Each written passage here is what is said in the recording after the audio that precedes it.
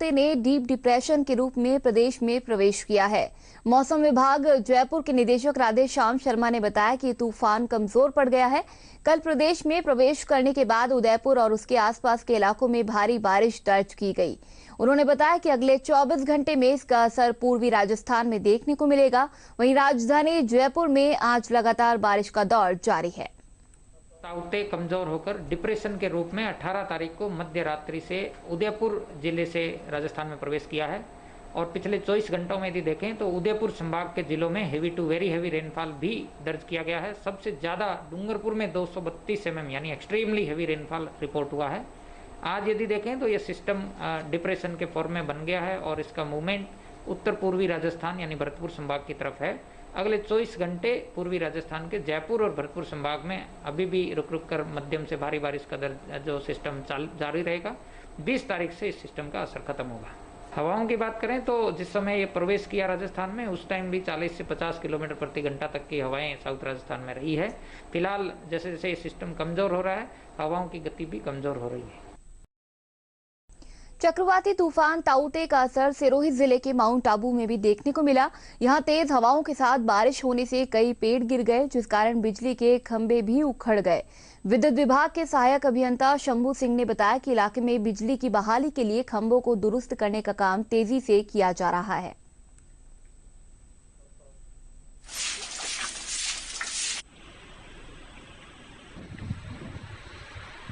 अभी rescue team लगातार चालू है, बाकी सब सप्लाई चालू कर दी है। कुमारवाड़ा भी पूरा चालू कर दिया है। सीआरपीएफ मेन क्लब गेट के सामने 2 पोल टूटे हैं जहाँ बड़ा सा पेड़ गिरा है और डैम फीडर को भी अभी चालू करने की कोशिश जारी है। लगभग अभी 90% सप्लाई चालू कर दी है।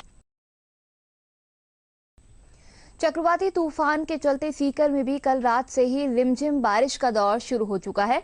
जिले के कुछ कस्बों के निचले इलाकों में पानी भर जाने के चलते लोगों को परेशानी का सामना करना पड़ रहा है, लेकिन इसके साथ ही तापमान में गिरावट आने से लोगों को गर्मी से कुछ निजात भी मिली है।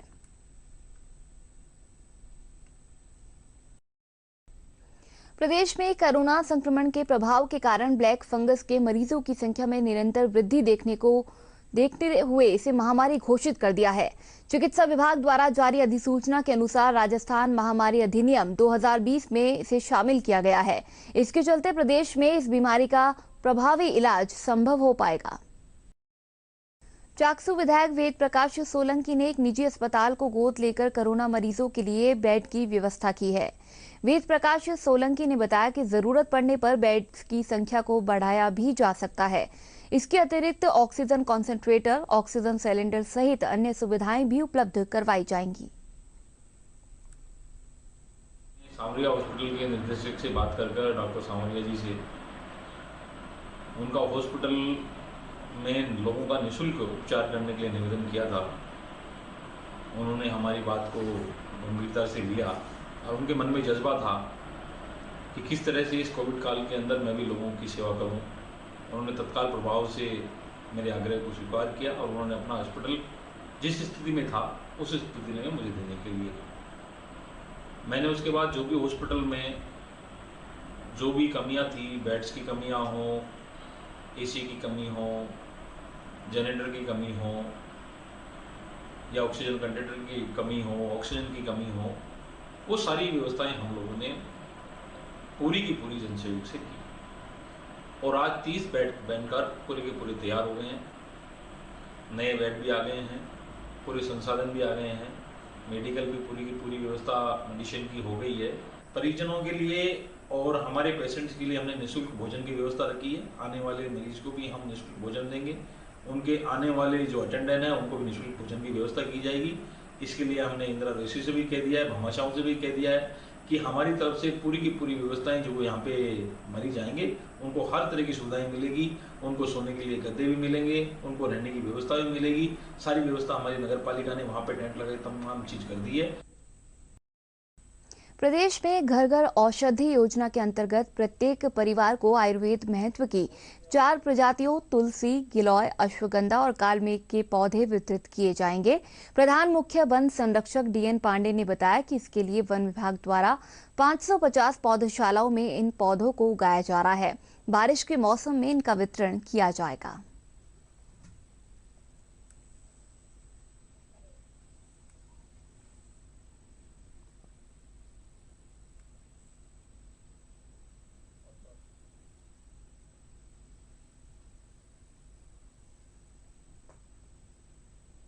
घर घर औषधि योजना राजस्थान सरकार की एक अत्यंत महत्वपूर्ण योजना है, जिसमें तुलसी, कालमेघ, अश्वगंधा और गिलोय ये भारतीय चिकित्सा पद्धति और आयुर्वेद के सबसे महत्वपूर्ण पौधों में से हैं। उनको हम राज्य के प्रत्येक परिवार को जो इच्छुक हैं इनको प्राप्त करने के लिए उनको हम बांटेंगे। राज्य की जितनी पौधशालाएं हैं हमारी 550 से अधिक, उनमें ये पौधे, इन प्रजातियों के पौधे उगाए जा रहे हैं। इसके पीछे मूल दर्शन ये है कि इन पौधों को हमें घर तक पहुंचाना, उन घरों को हमको वितरण करना है जो इनको लेने के इच्छुक हैं। उसके साथ ही इन पौधों से जुड़ा जो ज्ञान है आयुर्वेद का, वो भी आयुर्वेद विभाग के सहयोग से, माध्यम से हम लोगों तक पहुंचाएंगे ताकि लोग इसमें स्वस्थ रह सकें। तो मूल रूप से औषधीय द्रव्य, औषधीय पौधे और उससे संबंधित ज्ञान। विशेष बात यह है कि भारत में परंपरा से ही इन प्रजातियों को उगाया जाता रहा है, पर धीरे धीरे ये परंपराएं समाप्त हो रही हैं। और ये औषधीय पौधे ऐसे हैं जिनमें दूसरी तरफ प्रमाण एक तरफ तो बढ़ता जा रहा है, मॉडर्न साइंस भी इसके पक्ष में बहुत सा प्रमाण दे रही है। तुलसी, कालमेघ और अश्वगंधा ये तो बड़े आराम से गमले में लग जाते हैं। जहाँ तक गिलोय का प्रश्न है, थोड़ा सा गमला अगर बड़ा है आप अपनी बालकनी में रख सकते हैं और वहीं पर वो उसको लताओं के रूप में ऊपर चढ़ जाएगी। आप यहाँ देखेंगे कि फ्लैट में ऊपर पूरी चढ़ी हुई है। तो ये पौधे जीवनदायी पौधे हैं, इनको उगाना बहुत आसान है। आपके पास ज़मीन है तो बहुत अच्छा, नहीं है तो फ्लैट की किसी बालकनी में आराम से उगाए जा सकते हैं। कांग्रेस के वरिष्ठ विधायक हेमाराम चौधरी के विधानसभा की सदस्यता से इस्तीफा देने के बाद प्रदेश में सियासत गरमा गई है। सचिन पायलट खेमे के माने जाने वाले चाकसू विधायक वेद प्रकाश सोलंकी ने भी अपनी नाराजगी जाहिर करते हुए कहा कि राज्य में सत्ता का केंद्रीकरण हो गया है और अफसरशाही हावी है। उन्होंने आरोप लगाया कि विधायकों के काम नहीं हो पा रहे हैं। उन्होंने हेमाराम चौधरी के इस्तीफे पर कांग्रेस नेतृत्व से जांच करने की मांग की। बहुत बड़ा दुर्भाग्य की बात है कि इतने सीनियर लीडर, जिनकी छवि बहुत ईमानदार, बहुत साम्य और सुशील व्यक्ति की है, जो वास्तव में समाज के लिए, क्षेत्र के लिए काम करना चाहते थे, इतने सीनियर नेता हैं, उनका इस्तीफा देना आज की राजनीतिक परिस्थितियों के अंदर सबसे बड़ा घटनाक्रम है।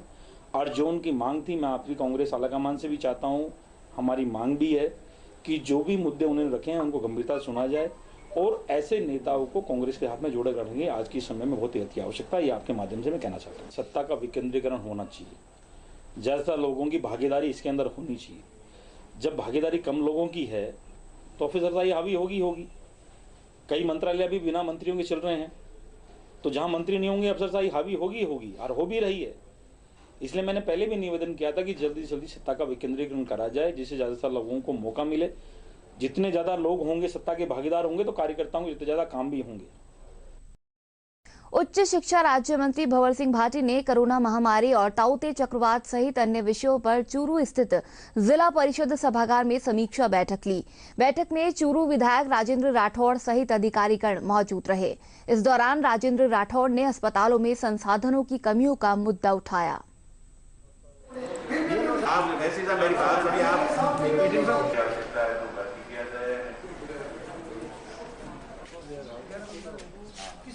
ऑक्सीजन के प्लांट के लिए भामाशाह आगे आए हैं और आने वाले समय में यहाँ ऑक्सीजन के प्लांट नए स्थापित किए जाएंगे।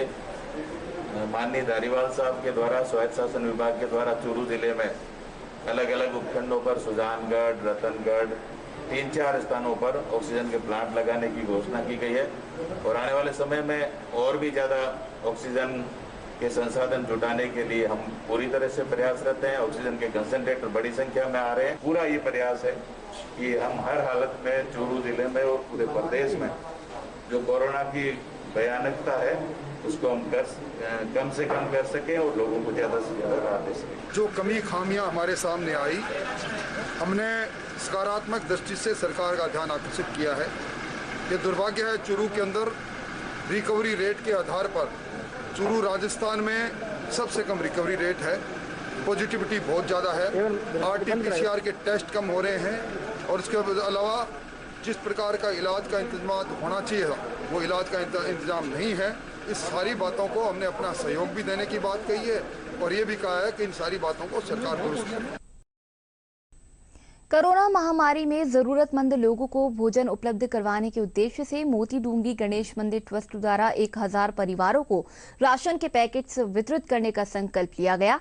ट्रस्ट द्वारा 600 राशन के पैकेट्स को जयपुर कलेक्टर अंतर सिंह नेहरा को दिए गए, जिनका वितरण कलेक्टर द्वारा किया जाएगा।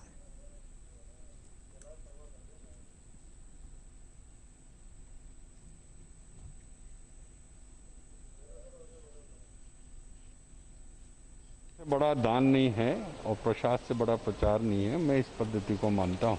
कलेक्टर साहब को जो पैकेट दिए गए हैं, इनके यहाँ क्योंकि सबसे ज़्यादा लोग आते हैं और वो उनको जो भी नीडी होंगे उनको आप लोग देंगे। ये एक सहायता नहीं है, एक भाव है। मैं चाहता हूँ कि इससे और लोग भी जुड़ें। हम सूखा जो भी सामान है रसोई का वो कलेक्टर साहब को दें या आप स्वयं बांटें, वो ज़्यादा सबसे बेहतर है। मैं ये कह सकता हूँ कि मेरे जयपुर कलेक्टर के दौरान मैंने जब भी इनको किसी भी कार्य के लिए रिक्वेस्ट की, इन्होंने आगे बढ़कर उससे ज़्यादा हमें प्रदान किया सेवा के, लोगों की सेवा के लिए। मैं उनका बिल्कुल आभारी हूँ। अभी कुछ दिन पहले मैंने इनको कहा था कि भाई कुछ हमें कोई जो लैंडयार्ड चाहिए, तो इन्होंने तुरंत वो सारी चीज़ें हमें उपलब्ध कराई। तो निश्चित रूप से मैं कह रहा हूँ इनका ये हम शुक्रगुजार है जनता की तरफ से भी, और ये वास्तव में समाज सेवा बहुत अच्छे कर रहे हैं।